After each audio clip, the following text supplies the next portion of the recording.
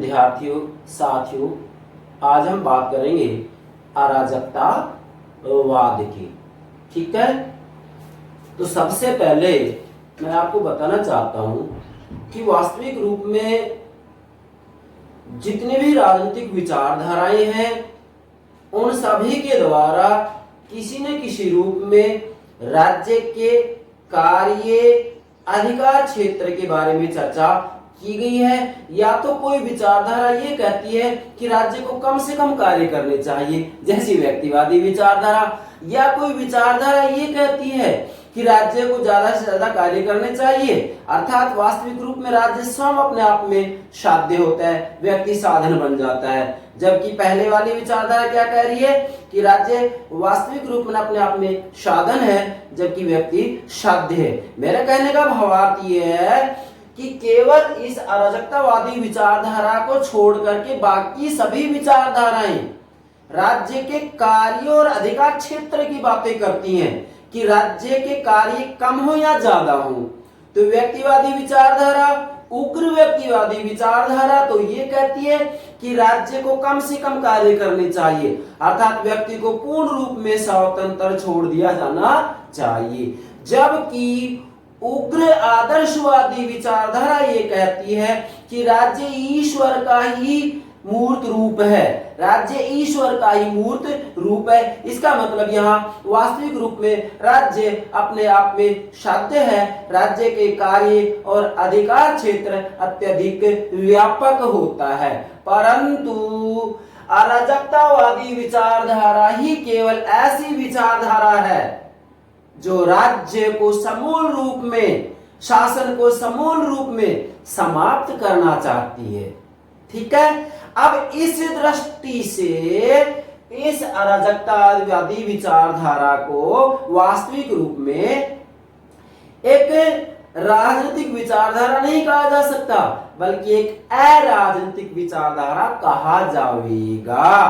किस दृष्टि से? क्योंकि ये राज्य और शासन को पूर्ण रूप में समाप्त करना चाहती है। अतः हम कह सकते हैं कि सभी राजनीतिक विचारधाराओं में केवल यही एक ऐसी विचारधारा है जिसे कि हम अराजनीतिक विचारधारा कह सकते हैं। क्यों? क्योंकि यह राज्य और शासन को समाप्त करना चाहती है। तो यह तो हो गई एक सामान्य बात। इससे संबंधित प्रश्न किसी न किसी रूप में परीक्षा में पूछा ही जाता है, इसलिए हमने पृष्ठभूमि में सबसे पहले ये बात आपको बताई है। अब चलिए हम बात करते हैं अराजकतावाद आखिर है क्या। ध्यान दें, वास्तव में अराजकतावाद एक ऐसा सिद्धांत है जो समाज की सभी बुराइयों को दूर करने के लिए राज्य को, राज्य शक्ति को, बाध्यकारी शक्ति को, सत्ता को, शासन को समूल रूप में समाप्त करना चाहती है। समझ गए? मतलब अराजकतावादी विचारधारा एक ऐसी विचारधारा है जो राज्य और शासन को समाप्त करना चाहती है। अर्थात कहने का भावार्थ यह है कि बाध्यकारी सत्ता को समूल रूप में ये समाप्त करना चाहते हैं, क्योंकि इनका कहना है कि व्यक्ति स्वभाव से एक सहयोगी प्राणी है और राज्य का आधार हिंसा है। तो ये वास्तविक रूप में व्यक्ति को हिंसक बनाती है। इसलिए राज्य को, सत्ता को, बाध्यकारी शक्ति को, वास्तविक रूप में कोई भी संगठन ऐसा हो जिसके द्वारा बाध्यकारी सत्ता का प्रयोग किया जाता हो, उन सबको समाप्त कर दिया जाना चाहिए। यही अराजकतावादी विचारधारा है। ये सामान्य बात होगी। अब हम बात करेंगे इसकी उत्पत्ति की। ध्यान दें, अराजकतावाद, अब ध्यान देंगे यहां क्या, अराजकतावाद वास्तविक रूप में अनार्किज्म, एक अंग्रेजी का शब्द है क्या, अनार्किज्म, जिसका हिंदी अर्थ होता है अराजकतावाद। परंतु ये स्वयं जो अनार्किज्म है वह ग्रीक भाषा के शब्द अनार्किया, नोट कीजिएगा क्या, अनार्किया से विकसित हुआ है, जिसका अर्थ है नो रूल। नो रूल मतलब अर्थात शासन रहित अवस्था या राज्य व शासन का अंत। मतलब इस अनार्किया शब्द का जो मूल अर्थ है वो अर्थ है नो रूल, अर्थात वास्तविक रूप में शासन रहित अवस्था। मतलब अराजकतावादी मूलतः यही तो कहना चाह रहे हैं कि किसी भी रूप में राज्य और शासन की सत्ता नहीं होनी चाहिए। क्या कह रहा हूं मैं, राज्य और शासन को ये समूल रूप में समाप्त करना चाह रहे हैं। इसलिए पुनः दोहरा रहा हूं, जो ये अनार्किया शब्द है यह ग्रीक भाषा से विकसित हुआ है और जिसका अर्थ है नो रूल, मतलब कोई शासन नहीं। नो रूल अर्थात शासन रहित अवस्था, नोट कीजिएगा, शासन रहित अवस्था या राज्य शासन का अंत। मतलब ये वास्तविक रूप में समाज के अंतर्गत शासन व राज्य को समाप्त करना चाहते हैं। इसका मूल भावार्थ यही होगा। समग्र रूप में हम इसका अध्ययन करेंगे तो एक बात ध्यान रखनी होगी कि ये राज्य और शासन को समाप्त करना चाहते हैं। यहां मैं एक बात और कहना चाह रहा हूं कि वास्तविक रूप में अराजकतावादियों का जो मूल लक्ष्य है एक ऐसे समाज की स्थापना करना है जो कि राज्य विहीन होगा, धर्म विहीन होगा और निजी संपत्ति विहीन होगा। ये तीन बातें ध्यान रखेंगे। अराजकतावादी कैसे समाज की स्थापना करना चाह रहे हैं, एक ऐसे समाज की स्थापना करना चाह रहे हैं जो राज्य विहीन होगा, धर्म विहीन होगा, निजी संपत्ति विहीन होगा। मतलब इन तीनों को, राज्य को, धर्म को, निजी संपत्ति को ये समाप्त करना चाहते हैं। मेरे प्यारे विद्यार्थियों ये बात ध्यान में रखनी है। जब हम मार्क्सवाद का अध्ययन करते हैं तो मार्क्सवादियों का उद्देश्य क्या है, राज्य विहीन और वर्ग विहीन समाज की स्थापना, और इनका लक्ष्य क्या है, राज्य विहीन, धर्म विहीन और निजी संपत्ति विहीन समाज की स्थापना। ये इनका आदर्श है। ठीक है, अब चलिए यहां तक ये बात क्लियर होगी। अब हम इसकी कुछ परिभाषा दे रहे हैं जिससे कि आप ये समझ जाएं कि वास्तव में अराजकतावाद है क्या। चलिए पहली परिभाषा नोट करेंगे, हैक्सले। क्या बोल रहा हूं मैं, हैक्सले, नोट कीजिएगा। हैक्सले क्या कह रहे हैं इसके बारे में, अराजकतावाद समाज की वह अवस्था है, ध्यान दें, समाज की वह अवस्था है। मतलब वास्तविक रूप में ये बताना चाह रहे हैं कि समाज व्यवस्था कैसी हो, और उस समाज व्यवस्था में ना तो राज्य होगा, ना धर्म होगा और ना निजी संपत्ति होगी। मैं बार बार ये बात कह रहा हूं। ये बात समझ में आ गई तो अराजकतावाद को समझने में कतई परेशानी नहीं आएगी, और एग्जाम में जैसी मर्जी आए वैसा प्रश्न पूछिएगा, कहीं कोई दिक्कत नहीं। तो क्या कहेंगे, अराजकतावाद समाज की वह अवस्था है जिसमें प्रत्येक व्यक्ति अपना शासक स्वयं ही होगा, प्रत्येक व्यक्ति अपना शासक स्वयं ही होगा। मतलब उसके ऊपर किसी भी रूप में कोई शासक नहीं होगा। क्यों, क्योंकि वहां वास्तविक रूप में राज्य होगा ही नहीं, वहां शासन होगा ही नहीं, वहां किसी भी रूप में सत्ता के संगठन होंगे ही नहीं। इसलिए स्वयं व्यक्ति अपना शासक स्वयं होगा। ये बात आपको ध्यान में रखनी है। अच्छा, दूसरी जो परिभाषा दे रहे हैं कोकर दे रहे हैं। क्या, कोकर। कोकर क्या करें, अराजकतावाद वह सिद्धांत है जिसके अनुसार राजनीतिक सत्ता, पॉलिटिकल अथॉरिटी, राजनीतिक सत्ता अपने प्रत्येक रूप में अनावश्यक एवं अवांछनीय होती है। वही बात आ गई। यहां कोकर ये कह रहे हैं कि वास्तविक रूप में अराजकतावाद वह सिद्धांत है जिसके अनुसार राजनीतिक सत्ता अपने प्रत्येक रूप में अनावश्यक एवं अवांछनीय होती है। मतलब ये कह रहे हैं कि वास्तविक रूप में इस समाज व्यवस्था में राजनीतिक सत्ता की कोई आवश्यकता नहीं है, वह अनावश्यक है, वह अवांछनीय है, उसकी कोई वांछनीयता नहीं है, उसकी कोई आवश्यकता नहीं है। किसकी? राजनीतिक सत्ता की। ये वास्तविक रूप में राज्य और शासन को समाप्त करना चाह रहे हैं, क्योंकि इनका कहना है कि सभी बुराइयों की जो जड़ है वह राज्य और शासन है, सत्ता है। इसलिए इनका कहना है कि एक आदर्श समाज की स्थापना तभी हो सकती है जबकि राज्य, शासन, निजी संपत्ति, धर्म ये समाप्त कर दिए जाएं। ठीक है। अगली बात, तीसरी परिभाषा लेंगे हम, डिकिंसन। क्या बोल रहा हूं मैं? डिकिंसन। अब देखो, जब हम ये कहते हैं कि वास्तविक रूप में राज्य नहीं होना चाहिए, तो ये तो एक हम कहेंगे नकारात्मक परिभाषा होगी, लेकिन यहाँ डिकिंसन यहाँ नकारात्मक और सकारात्मक दोनों ही बातों को लेते हुए अपनी परिभाषा दे रहे हैं। ठीक है। क्या करें? अराजकतावाद व्यवस्था का अभाव नहीं है, मतलब इसका मतलब ये नहीं है कि राज्य को समाप्त कर दिया जाए, शासन को समाप्त कर दिया जाए, किसी भी रूप में बाध्यकारी सत्ता नहीं होगी, तो इसका मतलब ये नहीं होगा कि व्यवस्था हो जाएगी। नहीं, व्यवस्था तो रहेगी। फिर कैसे? अराजकतावाद व्यवस्था का अभाव नहीं है, यह शक्ति, अब ध्यान देंगे, यह शक्ति मतलब यह बाध्यकारी, यह शक्ति का अभाव है, मतलब बाध्यकारी शक्ति नहीं होगी यहाँ। और बाध्यकारी शक्ति कौन होती है? राज्य और शासन, क्योंकि राज्य और शासन का अंत करना चाह रहे हैं। ठीक है। फिर से बोल रहा हूं, अराजकतावाद व्यवस्था का अभाव नहीं है, यह शक्ति कौन सी? बाध्यकारी शक्ति। बाध्यकारी शक्ति किसके पास में होती है? राज्य के पास में तो होती है, सरकार के पास में तो होती है। यह शक्ति बाध्यकारी, क्या यह शक्ति मतलब बाध्यकारी, यह शक्ति का अभाव है।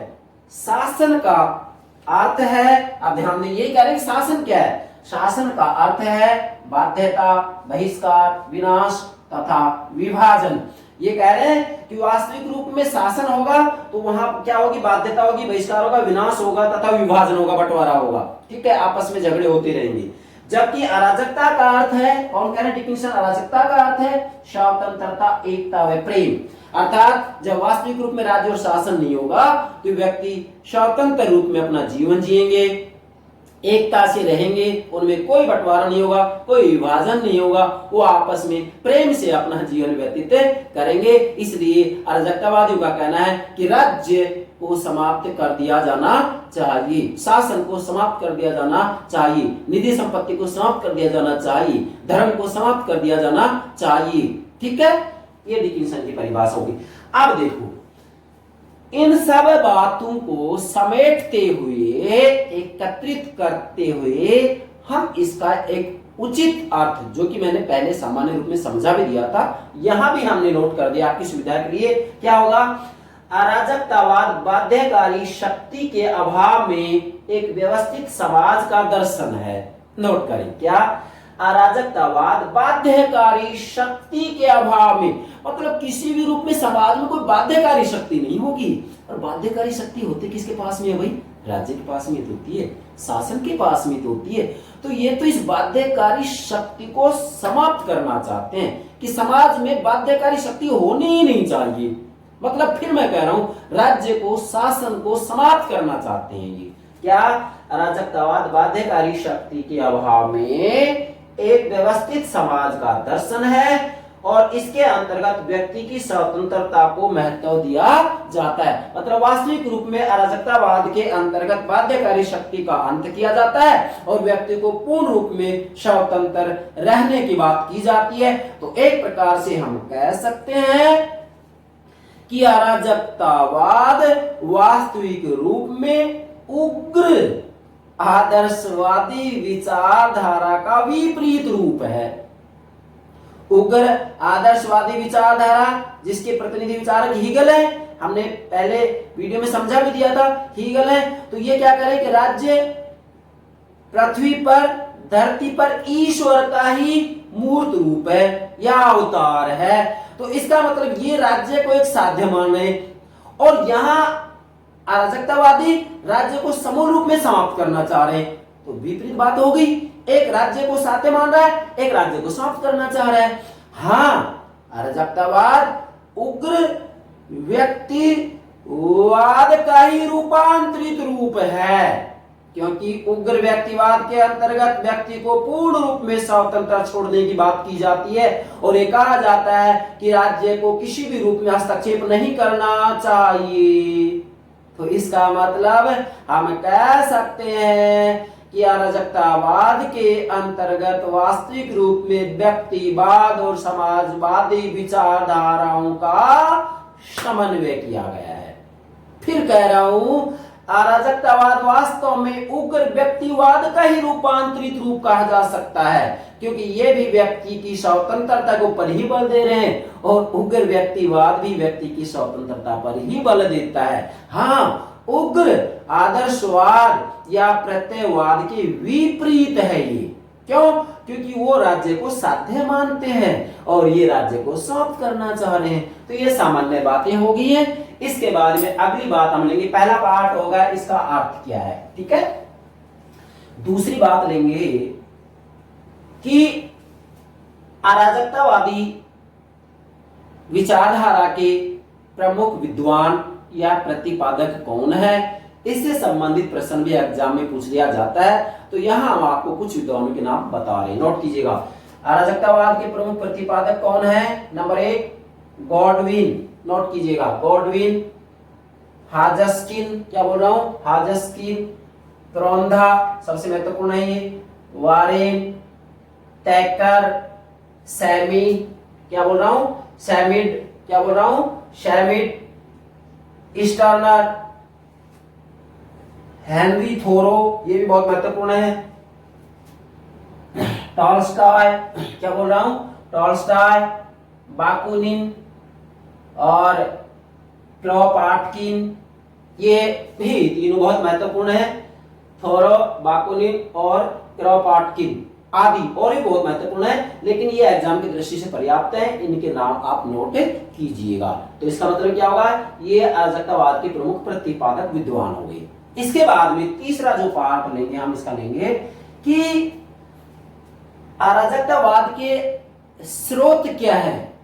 क्या आधुनिक समय में ही ये बातें की गई हैं या प्राचीन समय से ही राज्य को समाप्त करने की बातें की जाती रही है? यस, प्राचीन समय से ही राज्य को समाप्त करने की बातें की जाती रही हैं। कैसे? हम कहेंगे कि प्लेटो और अरस्तु के बाद में, समझें, प्लेटो और अरस्तु के बाद में जो कुछ दार्शनिक आते हैं, जैसे एपिक्यूरियन, क्या बोल रहा हूं, एपिक्यूरियन और स्टोइक दार्शनिकों ने वास्तविक रूप में ये कहा है कि व्यक्ति सुखों की प्राप्ति चाहता है। तो एपिक्यूरियन का कहना है कि वास्तविक रूप में व्यक्ति तभी सुखी हो सकता है जबकि वह राज्य राजनीति से दूर हट जाए, उनमें भाग ना ले।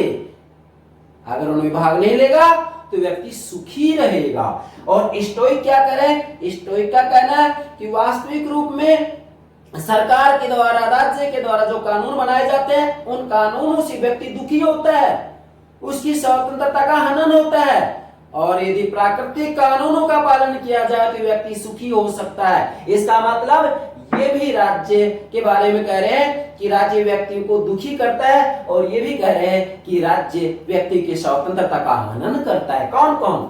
एपिक्यूरियन और स्टोइक दार्शनिकों ने वास्तविक रूप में अराजकतावाद से संबंधित बातें की है। हम कह सकते हैं कि बीज रूप में अराजकतावाद इन दार्शनिकों के विचारों में मौजूद है, ठीक है। इसके बाद में जो ईसाई धर्म है, वास्तविक रूप में ईसाईयत की जो विचारधारा है, इसके विचारों में भी अराजकतावाद के बीज मौजूद हैं। कैसे? क्योंकि वास्तविक रूप में ये लोग भी राजनीतिक सत्ता या राज्य की सत्ता को एक निम्न कोटि की सत्ता मानते थे और धार्मिक सत्ता को श्रेष्ठ कोटि की सत्ता मानते थे। जैसा कि संत थॉमस एक्विनास ने कहा था कि व्यक्ति के वास्तविक रूप में दो प्रकार के सुख होते हैं, भौतिक सुख और पारलौकिक सुख। इनका कहना है कि भौतिक सुख की प्राप्ति राज्य के द्वारा कराई जाती है और पारलौकिक सुख की प्राप्ति चर्च के द्वारा कराई जाती है, परंतु जो भौतिक सुख है या इहलोक का सुख है वह गौण है, जबकि परलोक का सुख प्रमुख है, इसलिए इन दोनों में प्रमुख हो गया चर्च।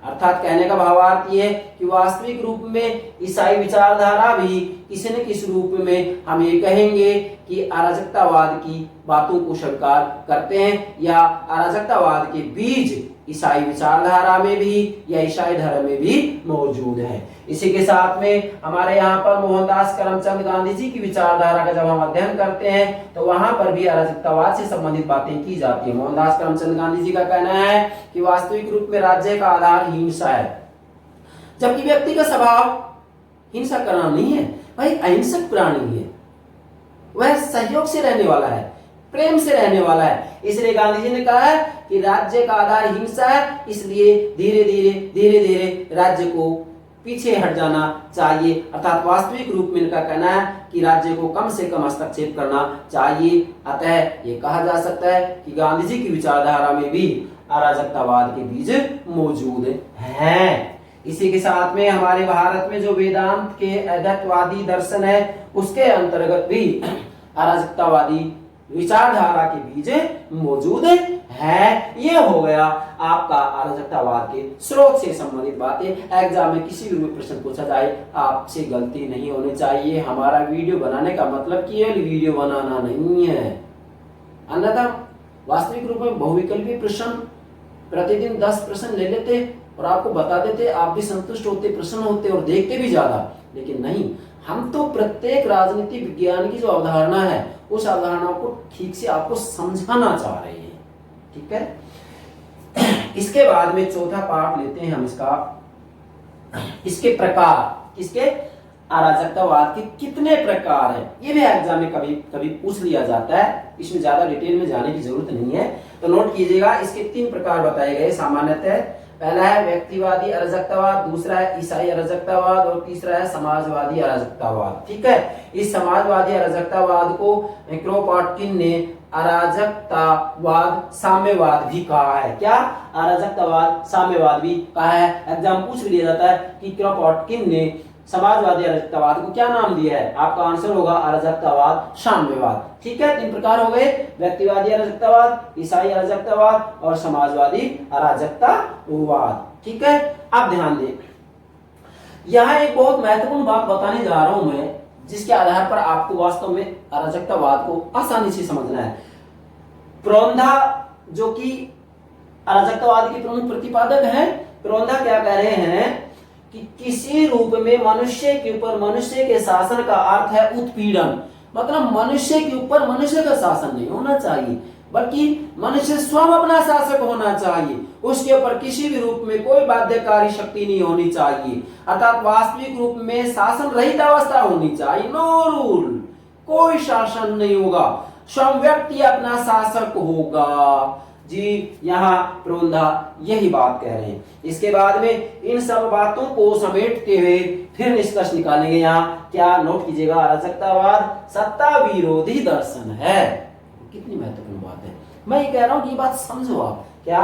अराजकतावाद सत्ता विरोधी दर्शन है। भाई अराजकतावाद का जो मूल दर्शन है वो क्या है? सत्ता का विरोधी तो कर रहे हैं, ये राज्य को समाप्ति तो करना चाह रहे हैं, शासन को समाप्ति तो करना चाह रहे हैं, किसी भी रूप में सत्ता को स्वीकार नहीं कर रहे हैं। क्योंकि इनका कहना है कि वास्तविक रूप में राज्य सत्ता शासन व्यक्ति को भ्रष्ट करते हैं, एक नैतिक प्राणी को अनैतिक प्राणी बनाते हैं, एक अहिंसक प्राणी को हिंसक बनाते हैं। कौन? राज्य, शासन, सत्ता। इसलिए ये सत्ता विरोधी दर्शन है। आपसे एग्जाम पूछ ले जाए निम्न में से कौन सत्ता विरोधी दर्शन है और विकल्प दे दिए जाएं, व्यक्तिवाद, आदर्शवाद, समाजवाद, अराजकतावाद, आंसर क्या होगा? अराजकतावाद। इस तरीके से कितने ही प्रश्न बनाए जा सकते हैं। मैं कह रहा हूं कि इसके ऊपर लगभग 150 प्रश्न बनाए जा सकते हैं। आप इसको समझिएगा, आपको प्रश्न उत्तर रटने की जरूरत ही नहीं होगी कि बहुविकल्पी प्रश्न लिए जाएं, उसमें 4 विकल्प देके फिर छटनी करें। नहीं, आप इसको समझिएगा, जैसी मर्जी प्रश्न बनाए। चलिए, क्या कह रहे हैं? अराजकतावाद सत्ता विरोधी दर्शन है और इसकी रचना में, मतलब इसका जो निर्माण किया जा रहा है, इसकी रचना में व्यक्ति वाद अर्थात वास्तविक रूप में यहाँ उग्र व्यक्तिवाद की बात की जा रही है। प्रारंभिक समय में जो उदारवाद था वह वास्तविक रूप में उग्र व्यक्तिवाद का ही रूपांतरित रूप था, और ये दोनों ही व्यक्ति की स्वतंत्रता पर बल देते हैं, और अराजकतावाद भी व्यक्ति की स्वतंत्रता के ऊपर बल दे रहा है। यहां मैंने नोट कर दिया पहले ही, ठीक है। अब क्या करें, व्यक्तिवाद, उदारवाद तथा समाजवाद का एक विशिष्ट प्रकार का संयोग दिखाई देता है या दिखता है। अर्थात वास्तविक रूप में अराजकतावाद के अंतर्गत एक तरफ उदारवाद, दूसरी तरफ समाजवाद, इन दोनों का संयोग किया गया है। अर्थात यहाँ वास्तविक रूप में स्वतंत्रता और समानता के मध्य सामंजस्य बिठाने का प्रयास किया गया है। और भाई राजनीति विज्ञान की मूल समस्या यही तो है क्या, कि स्वतंत्रता और समानता में सामंजस्य कैसे बिठाया जाए। अगर एक जगह स्वतंत्रता को बल दिया जाता है तो समानता हो नहीं सकती है, और समानता पर बल दिया जाए तो स्वतंत्रता हो नहीं सकती है। तो फिर क्या किया जाए, इन दोनों में उचित सामंजस्य स्थापित होना चाहिए। तो अराजकतावादियों के द्वारा वास्तविक रूप में प्रयास किया गया है। तो ये बातें आप नोट कीजिएगा, ठीक है। अब इसका 5वां पार्ट लेते हैं, जो कि अराजकतावाद को समझने के लिए अति आवश्यक है, और वो क्या है, अराजकतावाद के सिद्धांत या लक्षण, ठीक है, सिद्धांत या लक्षण। अब इसमें सबसे पहले हम बात करेंगे, इसका पहला सिद्धांत बहुत महत्वपूर्ण है, जो कि इसका मूल आधार है, वो है राज्य का विरोध। नोट कीजिएगा, पहला जो इसका बिंदु बन रहा है वो क्या है, राज्य का विरोध। मूलतः है तो ये राज्य को ही तो समाप्त करना चाह रहे हैं भाई। अब यहाँ जितने भी सिद्धांत निकलेंगे, आपने जो पीछे 2 भागों में मैंने नोट किया है, इसके आधार पर आप समझ गए हैं, तो यहाँ कोई दिक्कत ही नहीं है सिद्धांत निकालने में। अब जैसे पहला बिंदु बना रहे हैं राज्य का विरोध, तो भाई राज्य को समाप्त करना ही चाह रहे हैं। अब यहाँ देखेंगे कि वास्तविक रूप में अराजकतावादियों ने राज्य का विरोध किन आधारों पर किया है, राज्य का विरोध किन आधारों पर किया है। इसके लिए हमने आपकी सुविधा के लिए पहले बिंदु में ये 7 बिंदु बनाए हैं। मतलब राज्य का विरोध किन आधारों पर किया है, इसको समझेंगे। पहला बिंदु क्या बनाएंगे, नोट कीजिएगा, राज्य का विरोध। और राज्य का विरोध किन आधारों पर किया है, आप नोट करेंगे, राज्य का विरोध निम्न आधारों पर किया है। किसने, अराजकतावादियों ने। तो पहला जो विरोध किया है, ए नोट करेंगे, ए राज्य अनावश्यक संस्था है। अर्थात वास्तविक रूप में अराजकतावादियों का कहना है कि जो ये राज्य है वह वास्तविक रूप में एक अनावश्यक संस्था है।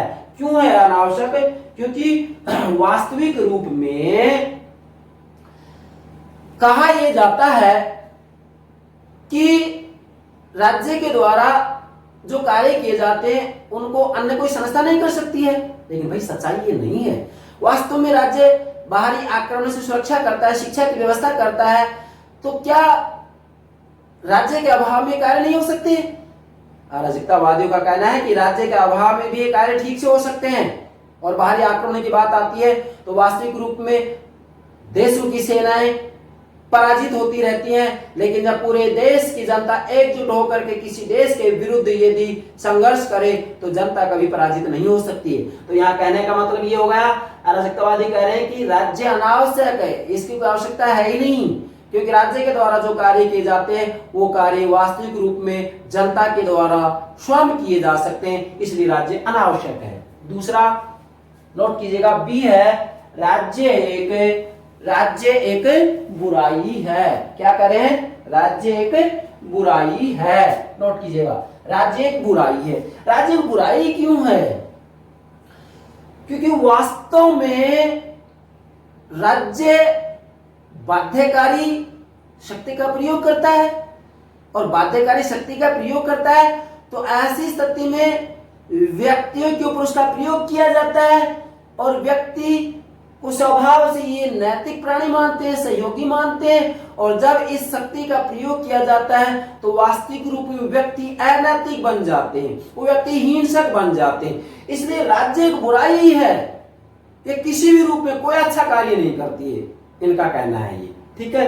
तीसरा आधार क्या है, राज्य अस्वाभाविक व अप्राकृतिक संस्था है। तीसरा आधार क्या बता रहे हैं, राज्य अस्वाभाविक वह अप्राकृतिक संस्था है। अस्वाभाविक क्यों माना है, इनका कहना है कि व्यक्ति स्वभाव से एक सहयोगी प्राणी होता है, प्रेम से जीवन जीने वाला होता है, लेकिन राज्य का आधार तो हिंसा है।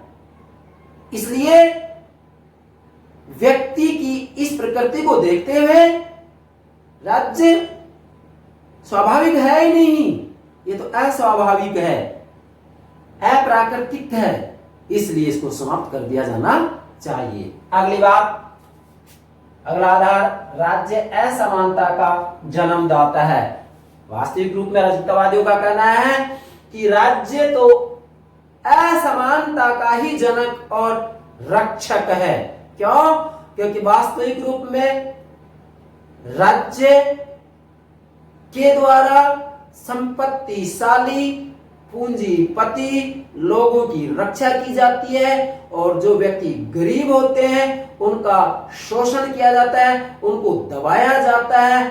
अतः ये कहा जा सकता है कि राज्य तो धनिक संपत्तिशाली व्यक्तियों की सुरक्षा के लिए ही अस्तित्व में आया है। इसलिए वास्तविक रूप में राज्य असमानता को बनाए रखना चाहता है, आर्थिक असमानता को बनाए रखना चाहता है, और न केवल आर्थिक असमानता बल्कि राजनीतिक और सामाजिक असमानता की भी ये रक्षा करता है। कौन? राज्य। इसलिए इनका कहना है कि राज्य असमानता का जन्मदाता है। अगला आधार, राज्य एक निरंकुश संस्था है। हाँ, वास्तविक रूप में राज्य के द्वारा ही कानूनों का निर्माण किया जाता है और वास्तविक रूप में राज्य के द्वारा जनता के हित में कानून बनाए ही जाएं, ये कोई जरूरी नहीं है, और उन कानूनों को बाध्यकारी रूप में लागू किया जाता है। जनता को उन निरंकुश कानूनों का पालन करना पड़ता है। इसलिए यहाँ वास्तविक रूप में जो राज्य है वह एक निरंकुश संस्था है। क्यों? क्योंकि वह अपनी मन मर्जी से कानून बनाता है, और कानून इनका कहना है विशेषकर जो संपत्तिशाली वर्ग होता है उसके हित में बनाए जाते हैं, ना कि निर्धन लोगों के हित में कानून बनाए जाते हैं। इसलिए इसको एक निरंकुश संस्था कहा है। आपसे एग्जाम पूछा जा सकता है, राज्य को निरंकुश संस्था किसने माना है? अराजकतावाद ने माना है। असमानता का जन्मदाता राज्य किसने माना है? अराजकतावाद ने माना है। राज्य का प्राकृतिक संस्था है, स्वाभाविक संस्था किसने बतलाया? अराजकतावाद ने बतलाया। कितने प्रश्न बन रहे हैं? अगला आधार, सत्ता का दुष्प्रभाव। क्या? सत्ता का दुष्प्रभाव। सातवां आधार बता रहे हैं, मतलब राज्य का विरोध किस किस आधार पर कर रहे हैं ये? सत्ता का दुष्प्रभाव। वास्तविक रूप में अराजकतावादियों का कहना है, या इन्होंने राज्य का विरोध इसलिए किया है कि जो सत्ता है उस सत्ता का शासक और शासित, क्या कह रहा हूं मैं, शासक और शासित दोनों पर दुष्प्रभाव पड़ता है। शासक वर्ग को यह अहंकारी बनाती है, स्वार्थी बनाती है, जबकि शासित वर्ग को ये दास बनाती है, भीरू बनाती है, डरपोक बनाती है। इसलिए शासक और शासित दोनों के ऊपर ही सत्ता का दुष्प्रभाव पड़ता है। यहां मैं कोटेशन देना चाहूंगा, जैसा कि लॉर्ड एक्टन ने कहा भी था कि शक्ति व्यक्ति को भ्रष्ट करती है और पूर्ण शक्ति व्यक्ति को पूर्ण रूप में भ्रष्ट कर डालती है। तो वास्तविक रूप में सत्ता का दुष्प्रभाव शासक और शासित दोनों पर पड़ता है। इन 7 आधारों पर अराजकतावादियों ने राज्य का विरोध किया है, अर्थात ये राज्य को समाप्त करना चाह रहे हैं, अर्थात ये शासन को समाप्त करना चाह रहे हैं, अर्थात ये बाध्यकारी शक्ति को समाप्त करना चाह रहे हैं। ठीक है, पहला बिंदु ये क्लियर हो गया आपका। अब दूसरा बिंदु लेते हैं इसका।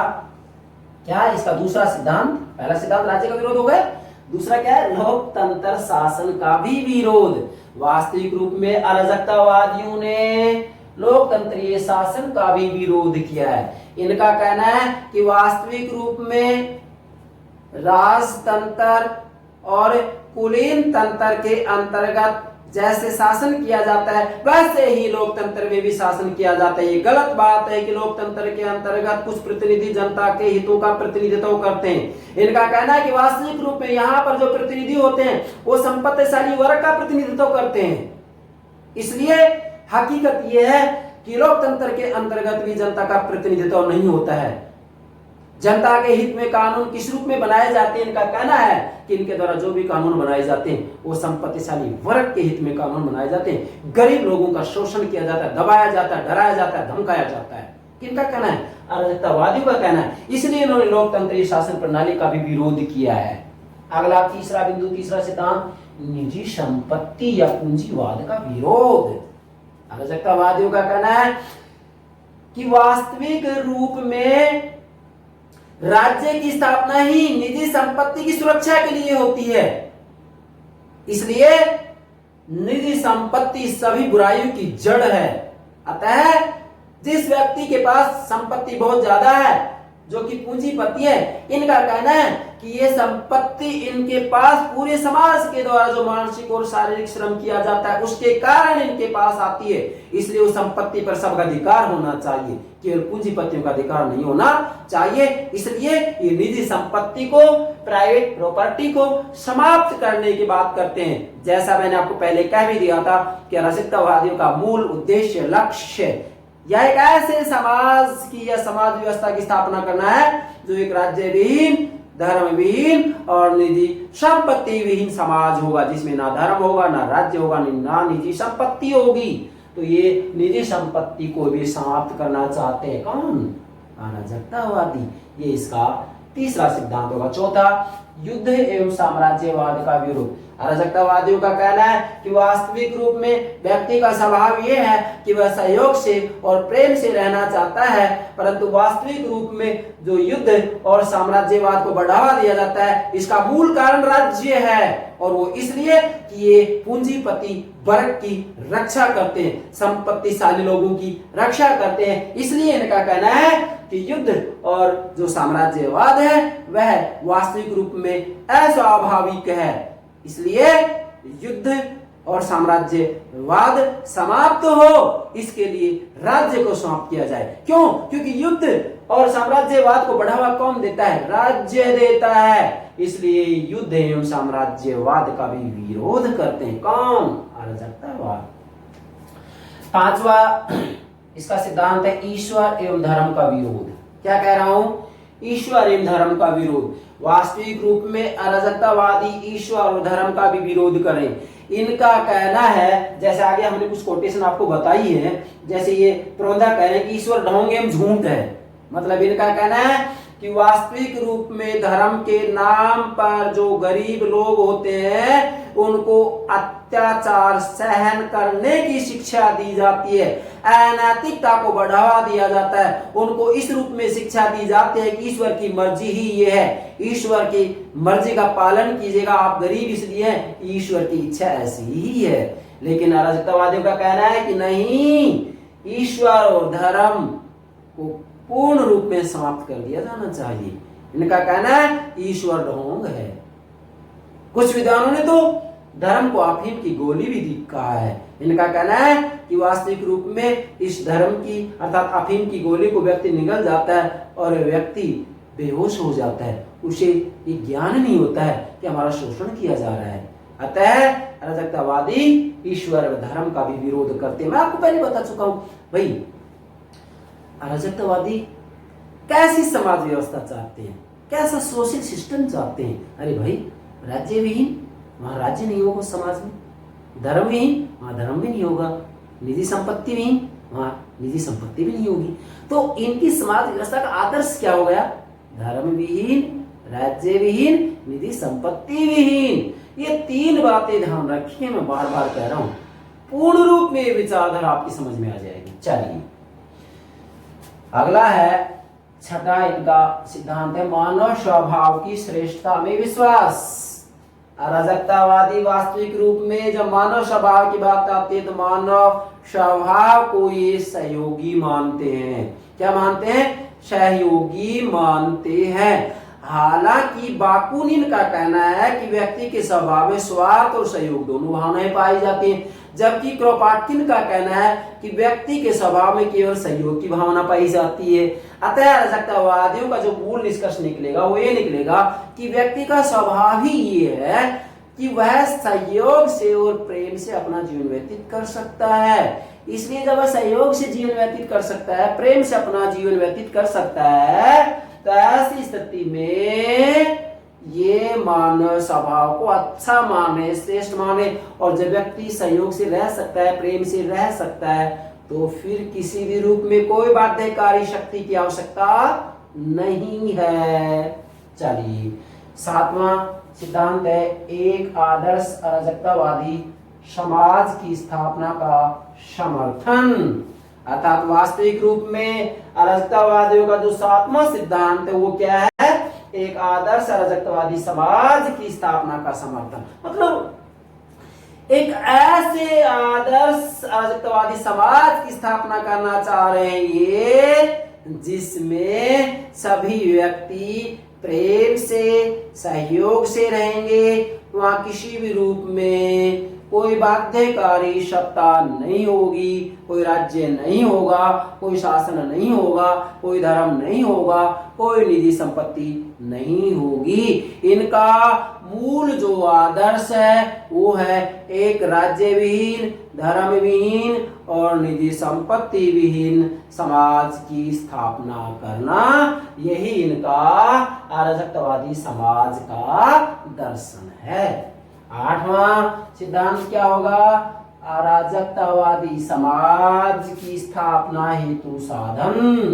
अर्थात अराजकतावादी समाज की स्थापना किन साधनों से की जाएगी, यहां आठवां सिद्धांत बनता है। फिर से बोल रहा हूं, आठवां बिंदु क्या बनेगा? अराजकतावादी समाज की स्थापना हेतु साधन। मतलब यहां साधन क्या लेंगे? एक अराजकतावादी समाज की स्थापना करने के लिए किन साधनों का प्रयोग करेंगे? मतलब भाई राज्य को, शासन को, धर्म को, निजी संपत्ति को समाप्त कैसे किया जाए, किन साधनों से समाप्त किया जाए, समाप्त करने का रास्ता क्या होगा? क्या कोई जादुई छड़ी है, कोई चमत्कार हो जाएगा कि अपने आप समाप्त हो जाएंगे राज्य शासन? नहीं। यहां वास्तविक रूप में दार्शनिक अराजकतावादी एक और दूसरा भौतिक अराजकतावादी में मतभेद है। क्या कह रहा हूं मैं? दार्शनिक अराजकतावादी और भौतिक अराजकतावादियों में मतभेद है। मतलब यहां ये एक अराजकतावादी समाज की स्थापना के लिए साधनों के बारे में अलग अलग बातें बताते हैं। थोड़ा मतभेद है यहाँ, ये समझना है आपको। दार्शनिक अराजकतावादी वास्तविक रूप में ईश्वर में थोड़ा विश्वास करते हैं, इसलिए इनका कहना है कि साध्य और साधन दोनों पवित्र होने चाहिए। अब साध्य तो हो गया क्या कि एक राज्यहीन समाज की स्थापना करना, लेकिन साधनों के बारे में क्या करेंगे कि भाई साधन पवित्र होने चाहिए। इसलिए इनका कहना है कि शांति से, संवैधानिक तरीके से अराजकतावादी समाज की स्थापना की जानी चाहिए। लेकिन अब देखो यहां एक बात मैं बताऊंगा, दार्शनिक अराजकतावादियों में विशेषकर कौन कौन आएंगे? मोहनदास करमचंद गांधी, नोट कीजिएगा। दार्शनिक अराजकतावाद के अंतर्गत मोहनदास करमचंद गांधी जी आएंगे, टॉल्स्टॉय आएंगे और विनोबा आएंगे। कौन? विनोबा। ठीक है। अब भौतिक अराजकतावादियों का कहना है कि वास्तविक रूप में एक अराजकतावादी समाज की स्थापना शांति से हो ही नहीं सकती है, तो फिर क्या करें? इनका कहना है क्रांति की जाए, हिंसा का प्रयोग किया जाए। मतलब क्रांति के द्वारा अराजकतावादी समाज की स्थापना की जानी चाहिए। इससे संबंधित विद्वान कौन है? बाकुनिन और क्रोपॉटकिन।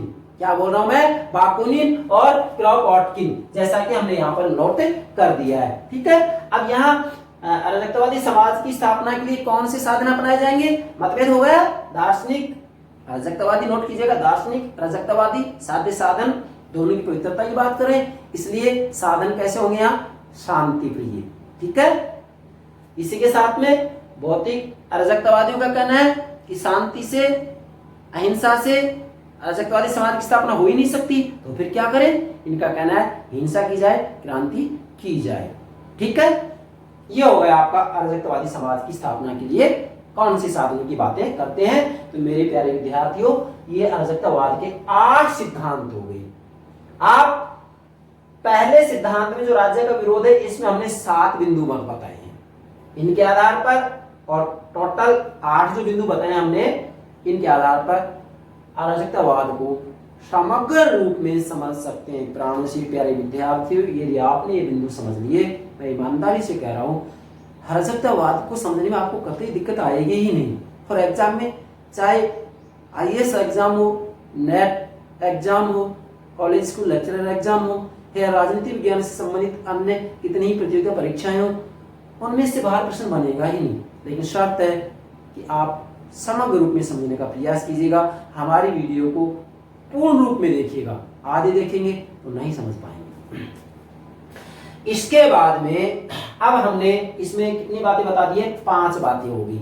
अब मैंने अपने प्यारे विद्यार्थियों के लिए कुछ कोटेशन तैयार किए जो कि किसी न किसी रूप में प्रतियोगिता परीक्षाओं के अंतर्गत पूछी जाती रहती हैं। चलिए इनको हम दोहरा रहे हैं। नंबर 1 कोटेशन है, गॉडविन कह रहे हैं, नोट करें। पहली महत्वपूर्ण वाक्यांश, गॉडविन क्या कह रहे हैं, लगभग सभी देशों में विधि निर्माण का कार्य धनिकों के पक्ष में तथा निर्धनों के विपक्ष में होता है। कौन करे बात, गॉडविन। आपके सामने कोटेशन दे दी जाएगी, पूछ लिया जाएगा कि किस विद्वान ने ये बात कही है, तो आप कहेंगे गॉडविन ने। दूसरी कोटेशन वाक्यांश प्रोंदा, प्रोंदा की लेंगे। प्रोंदा क्या करे, ईश्वर ढोंग एवं झूठ है। प्रोंदा क्या करे, ईश्वर ढोंग एवं झूठ है। कौन कहते हैं बात, अब आपसे एग्जाम पूछ ले जाए ईश्वर ढोंग एवं झूठ है, किसने कहा है, प्रोंदा ने कहा है। तीसरा वाक्यांश प्रोंदा का ही ले रहे हैं, बहुत महत्वपूर्ण अराजकतावादी विद्वान है ये। प्रोंदा कह रहे हैं सभी प्रकार की संपत्ति चोरी है। आपसे पूछ ले जाए सभी प्रकार की संपत्ति चोरी है, किसने कहा है, प्रोंदा ने कहा है। ठीक है भाई। चौथा वाक्यांश डिकिंसन का, किसका ले रहे हैं, डिकिंसन। फिर से बोल रहा हूं, डिकिंसन, नोट कीजिएगा। शासन का आधार अहंकार एवं भय है। क्या, शासन का आधार अहंकार एवं भय है। कौन कह रहे हैं, डिकिंसन। ठीक है। 5वां वाक्यांश क्रॉपॉटकिन का है, किसका है, क्रॉपॉटकिन, नोट कीजिएगा। ये क्या कह रहे हैं, मनुष्य इसलिए दुष्ट नहीं होता, क्या, मनुष्य इसलिए दुष्ट नहीं होता कि वह मनुष्य है, बल्कि वह अपितु वह इसलिए दुष्ट होता है कि वह राजनीतिक है। मतलब क्रॉपॉटकिन कह रहे हैं कि मनुष्य मनुष्य होने के नाते दुष्ट नहीं है, बल्कि जब वो राजनीतिक बन जाता है तो दुष्ट हो जाता है। इसलिए तो कह रहे हैं कि वास्तव में व्यक्ति अनैतिक प्राणी कब बनता है, इनका कहना है कि राज्य बनाता है, शासन बनाता है, सत्ता बनाती है। इसलिए इनका कहना है कि किसी भी रूप में बाध्यकारी शक्ति नहीं होनी चाहिए समाज में, संपूर्ण रूप में, समूल रूप में, समग्र रूप में बाध्यकारी शक्ति का अंत कर दिया जाना चाहिए। ठीक है।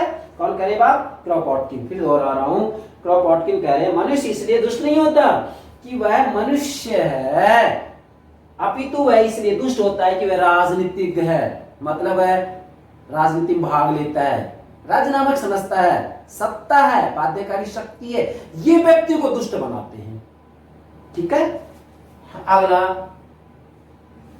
6वां कोटेशन वाक्यांश क्रॉपॉटकिन का ही ले रहे हैं हम। क्या कह रहे हैं कि यह अथवा वह मंत्री, मिनिस्टर की बात बोल रही है, यह अथवा वह मंत्री जो आज अत्यधिक घृणा योग्य व्यक्ति माना जाता है, एक अत्यंत उत्तम व्यक्ति हो सकता था यदि उसके हाथों में राज सत्ता नहीं होती। मतलब क्रॉपॉटकिन का कहना है कि आज जिस व्यक्ति से हम नफरत करते हैं, जो व्यक्ति घृणा का पात्र है, यह या वह मंत्री, उसे घृणा हम इसलिए करते हैं, क्यों करते हैं, क्योंकि वास्तविक रूप में वह राज सत्ता में है, और यदि वही व्यक्ति राज सत्ता में नहीं होता तो उस व्यक्ति से कोई घृणा नहीं करता, कोई नफरत नहीं करता। इसका मतलब उस व्यक्ति को दुष्ट, अनैतिक, गलत किसने बनाया है, राज सत्ता ने बनाया, राज्य ने बनाया, शासन ने बनाया। ठीक है, बाध्यकारी शक्ति ने बनाया। इसलिए इनका कहना है कि राज सत्ता को समाप्त करें, राज्य को समाप्त करें, शासन को समाप्त करें, बाध्यकारी शक्ति को समाप्त करें, किसी भी रूप में बाध्यकारी शक्ति नहीं होनी चाहिए। फिर दोहरा रहा हूं, क्या कह रहे हैं क्रॉपॉटकिन, यह अथवा वह मंत्री, कोई भी व्यक्ति, यह अथवा वह मंत्री जो आज अत्यधिक घृणा योग्य व्यक्ति माना जाता है, जो आज अत्यधिक घृणा योग्य व्यक्ति माना जाता है, एक अत्यंत उत्तम व्यक्ति हो सकता था यदि उसके हाथ में राज सत्ता नहीं होती। मतलब उस व्यक्ति को गलत किसने बनाया, राज सत्ता ने बनाया। इसलिए ये राज सत्ता को समाप्त करने की बात कर रहे हैं। ये आपके 6 वाक्यांश हो गए। अंत में फिर कह रहा हूं, अराजकतावादी वास्तविक रूप में एक ऐसा सिद्धांत है, क्या कह रहा हूं, अराजकतावाद एक ऐसा सिद्धांत है जो समाज में सभी बुराइयों को दूर करने के लिए राज्य शक्ति, बाध्यकारी शक्ति, शासन सत्ता को समग्र रूप में समाप्त करना